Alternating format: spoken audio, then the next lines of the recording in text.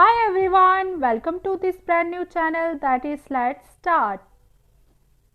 सबको नमस्ते, सत श्री अकाल, अस्सलाम वालेकुम, what ever you feel connected with. तो आज जो हमारा सेशन रहने वाला है वो है रिलेटेड टू जनरल इंग्लिश, जिसमें हम देखेंगे कुछ previous year MCQs with concept and examples.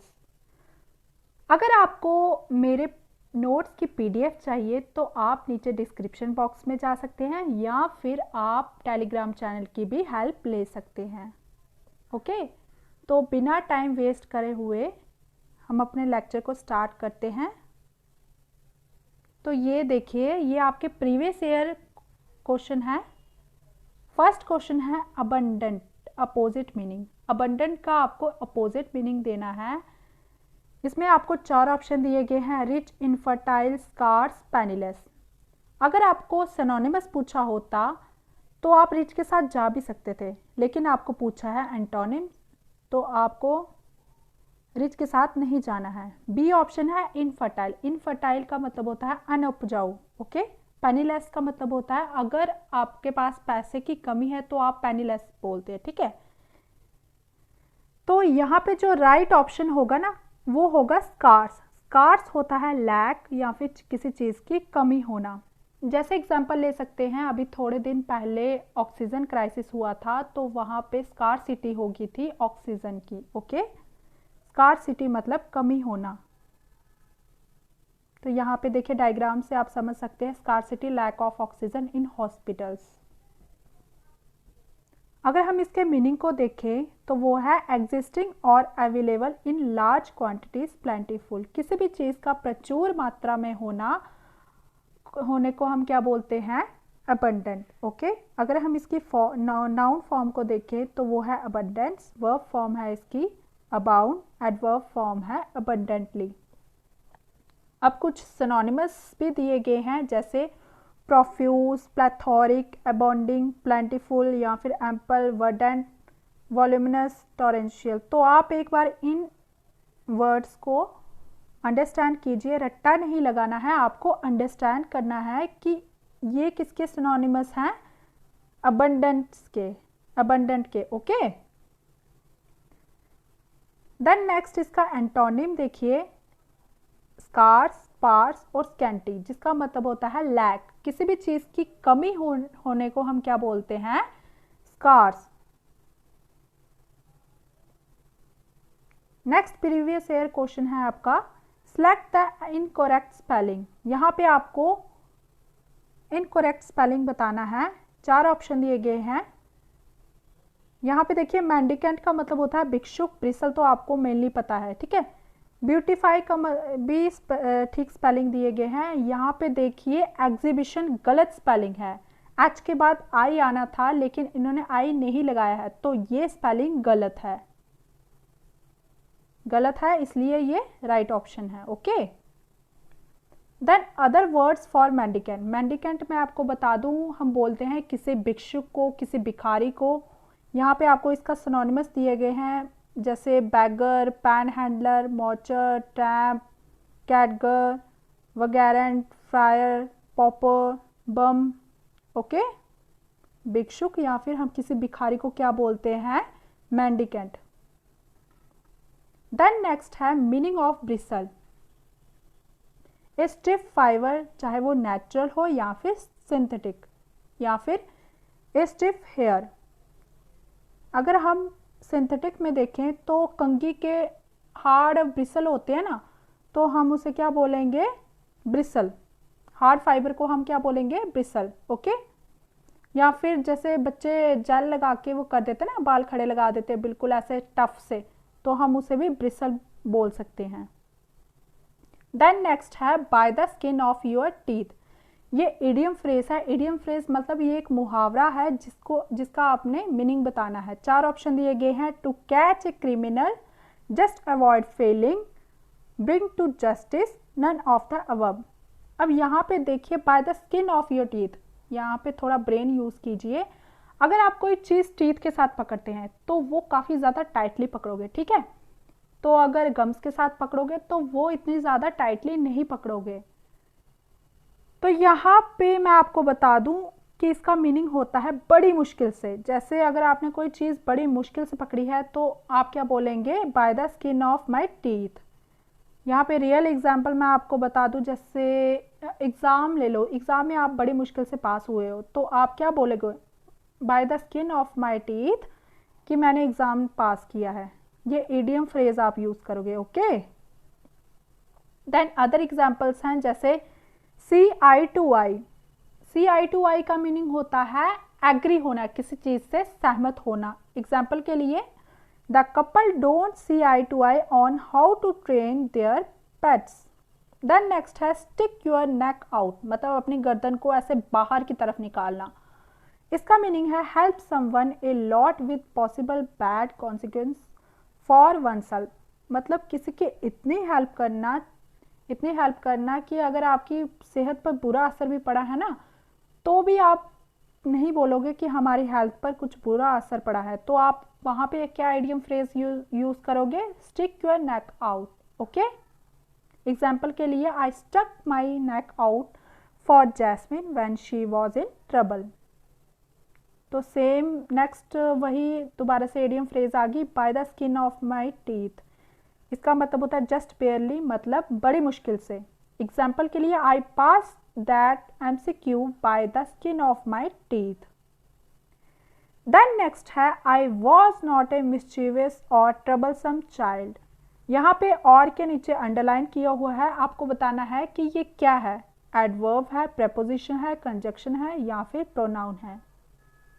तो बताइए, ये कंजक्शन है। क्यों? क्योंकि ये कनेक्टिंग वर्ड्स है, दो फ्रेजेस को जोड़ने का काम कर रहा है। एडवर्ब क्यों नहीं है? क्योंकि ये क्रिया विशेषण नहीं है और ये वर्ब की विशेषता को नहीं बता रहा है। प्रेपोजिशन क्या होता है, हमने डिस्कस किया था कि ये टाइम, प्लेस या फिर डायरेक्शन के बारे में बताता है, लेकिन ऐसा कुछ भी नहीं है। फिर उसके बाद प्रोनाउन भी नहीं है। अगर आई को अंडरलाइन किया होता तो हम प्रोनाउन के साथ जा सकते थे। ओके, देन नेक्स्ट है टाइप्स ऑफ कंजक्शंस। 3 टाइप्स दी गई हैं, जैसे coordinating conjunctions, subordinating conjunctions, then correlative conjunctions. Conjunctions क्या होते हैं, सबसे पहले ये समझने की ज़रूरत है। कंजक्शन होता है जो कनेक्टिंग वर्ड्स होते हैं। कनेक्टिंग वर्ड्स किस में हेल्प करते हैं, दो फ्रेजेस को जोड़ने में, दो वर्ड्स को जोड़ने में, दो क्लासेस को जोड़ने में हेल्प करते हैं। ओके,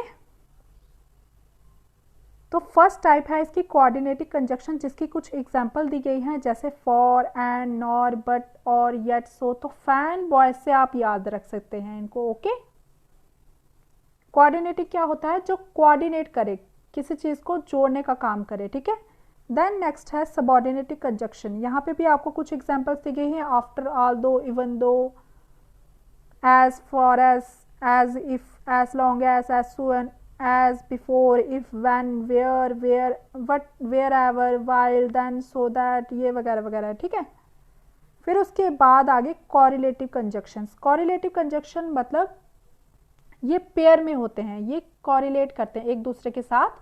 कोरिलेट मतलब मिलते जुलते होते हैं। जैसे एग्जाम्पल के लिए, आइदर और, not only but also, neither nor, both and, whether और, just as, so, as much as, then, rather than। तो ये क्या है, कोरिलेटिव कंजक्शन, जो किस में होते हैं, पेयर में होते हैं, एक दूसरे से रिलेट करते हैं। देन नेक्स्ट है कंजक्टिव एडवर्ब्स। ये वो एडवर्ब होते हैं जो एज ए कंजक्शन यूज किए जाते हैं। कंजक्शन मैंने आपको बताया क्या होता है, कनेक्टिंग वर्ड्स होते हैं। A conjunction adverb connect two independent clauses. दो इंडिपेंडेंट क्लॉजेस को जोड़ने का काम कौन करता है, कंजक्टिव एडवर्ब्स। ठीक है, अगर आपको कंजक्टिव एडवर्ब्स को एज ए काज या इफेक्ट बताना है तो आप बोलोगे देयरफॉर, हेंस, अकॉर्डिंगली, देन, दस। इसमें देखिए देयरफॉर और हेंस का मीनिंग हो गया इसलिए, जब आपको कोई इफेक्ट बताना है या फिर किसी कॉज या फिर किसी कारण को बताना है। ठीक है, फिर उसके बाद आपको सीक्वेंस में बताना है किसी चीज़ को, तो आप यूज़ करोगे next, furthermore, in addition, finally, moreover. Okay, then अगर आप टाइम को बताओगे तो बिफोर, नाउ, सिंस, लेटली। ये कॉमन वर्ड्स हैं जिनके आपको मीनिंग पता होंगे। देन नेक्स्ट है कॉन्ट्रास्ट। कॉन्ट्रास्ट मतलब अगर आप किसी चीज़ को का विरोध करते हो, ओके। इसमें आ जाती हैं examples how ever, instead, rather, in spite of. How ever वालो आप बोलो को आप क्या बोलोगे, हालांकि। इंस्टेड का मीनिंग होता है बजाय, रेदर का मीनिंग होता है बल्कि, इन स्पाइट ऑफ का मीनिंग होता है बावजूद, ओके। अगर आपको एम्फेसिस बताना है, किस चीज़ पे जोर देना है, तो आप कौन कौन से वर्ड्स यूज़ करते हैं, instead, of course, certainly, certainly. Instead का मतलब आपको पता होगा, ऑफ कोर्स का मीनिंग होता है बेशक, सर्टेनली का मतलब होता है श्योर। समराइज अगर आप करते हो तो आप कौन कौन से वर्ड्स को यूज करते हो, finally, in conclusion, in summary, okay. Then आ गया इलस्ट्रेट। अगर आप किसी चीज को इलस्ट्रेट करते हो तो आप क्या क्या यूज करते हो, for example, namely, for instance.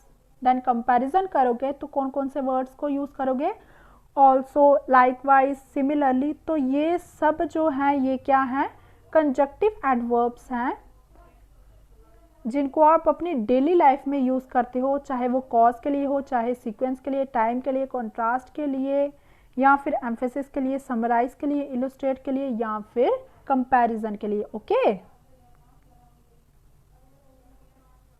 Then next आ जाता है, I believe he is capable to handle such a difficult situation.